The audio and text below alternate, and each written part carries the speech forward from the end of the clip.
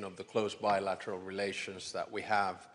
And now, of course, when Finland joined NATO, it also exemplifies the close alliance that we have. Our friendship is so close that I'm not even upset by the fact that Lithuania beat us in basketball yesterday by 3 points. But alas, these things happen and the tournament goes on for both states. I was detecting a lot of emotion with you, Gitanas, during the match. Every time Lithuania scored 2-pointer or 3-pointer, you almost got out of your seat. I was trying to contain myself. This is my problem, and this is my temper. It is, but it was a lot of fun, and it was actually a good game, and it's the first game I ever saw on the floor. Now, today, on the more serious stuff, we spoke about not only our bilateral relations, but also Russia's war of aggression in Ukraine. And as you know, together with our Nordic and Baltic friends, we are among Ukraine's staunchest supporters. We have obviously a security interest in doing that, but I think we also have an emotional attachment due to our history.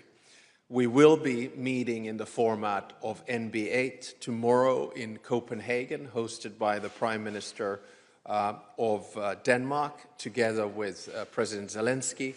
And I will be flying from there to Paris, where there'll be a meeting by video and partially physical with Volodymyr Zelensky, chaired by the President of France on the coalition of the willing. When you look at the Nordic and Baltics, last year we provided over 26 billion euros in military, financial and humanitarian support, and almost the same amount has been pledged this year. And I think it was you, Gitanas, who said that if we look at the number 1 and 2 contributors to Ukraine over the war, number 1 has been Germany, and number 2 is actually NB8 combined. And there is a reason for that, and I would especially like to thank Lithuania for its input. It's of course now time for the rest of Europe and all of us to keep on stepping up. The security and defense of Ukraine cannot be separated from the security and defense of Europe. And this is something that I want to remind everyone of.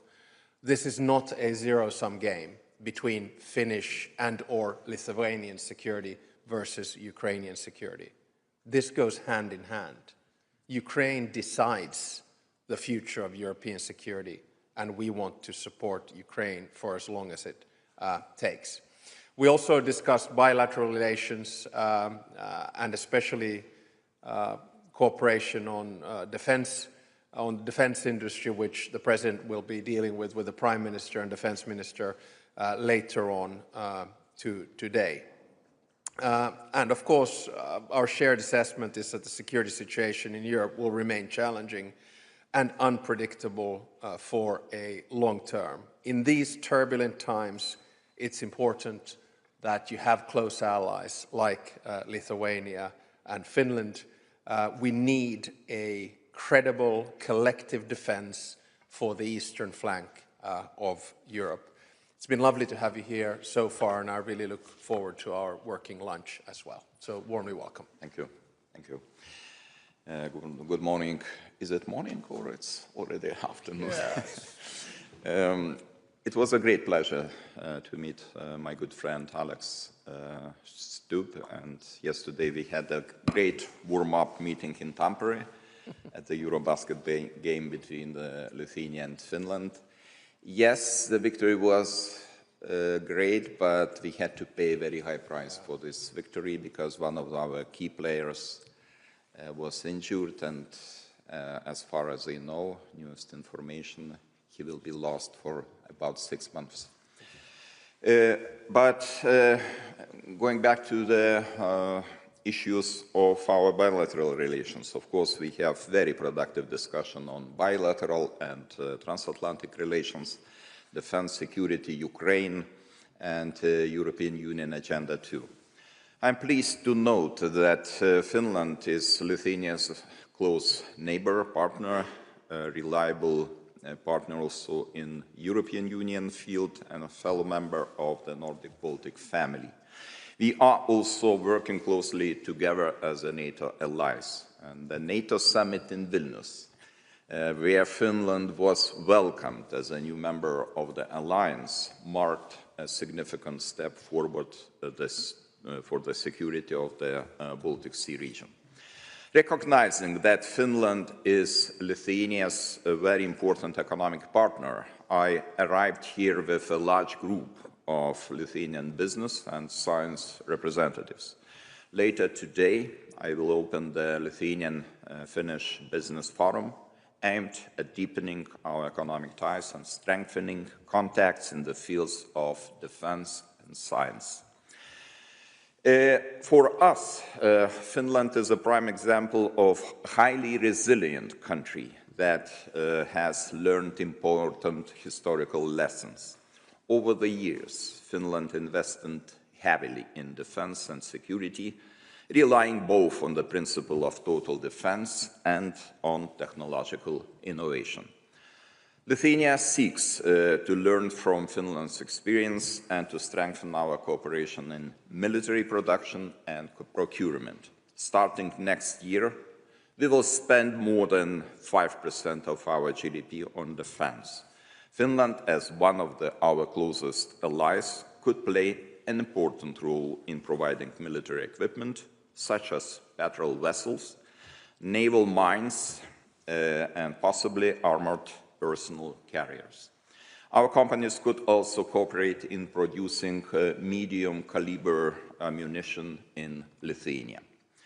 Our joint concern today is securing the eastern flank of NATO and creating conditions for lasting peace across the whole region.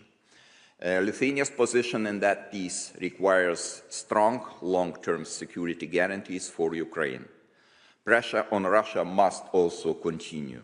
That is why Lithuania has put forward a proposal for a 19 sanctions package targeting Rosatom, Russia's oil and gas revenues, and its shadow fleet, of course. We are also working towards setting a clear target date of 2030 for Ukraine's membership in the European Union. Finland's support on these issues would be most welcome. Lithuania welcomes and fully supports Finland's initiative to lead the Shelter Coalition for Ukraine, and we are ready to join it. In turn, Lithuania invites Finland to join our flagship initiative to build new schools across Ukraine.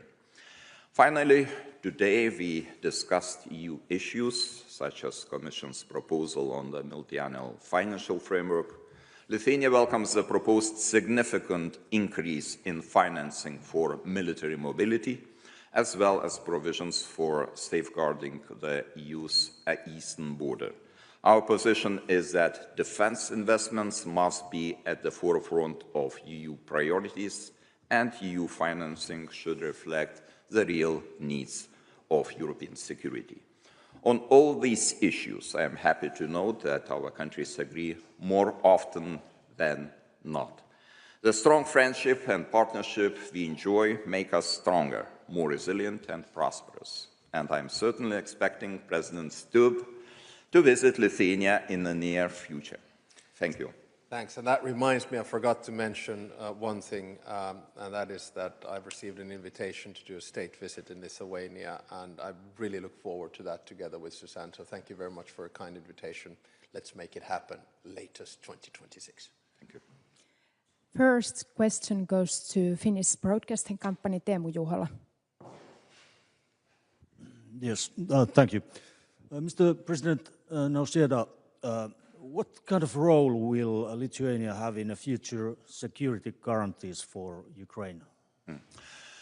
I think we should talk about the security guarantees of concrete individual countries and security guarantees of coalitions or collective security guarantees. As individual member of international society, Lithuania is one of the staunchest supporters of Ukraine, not only militarily, but also politically.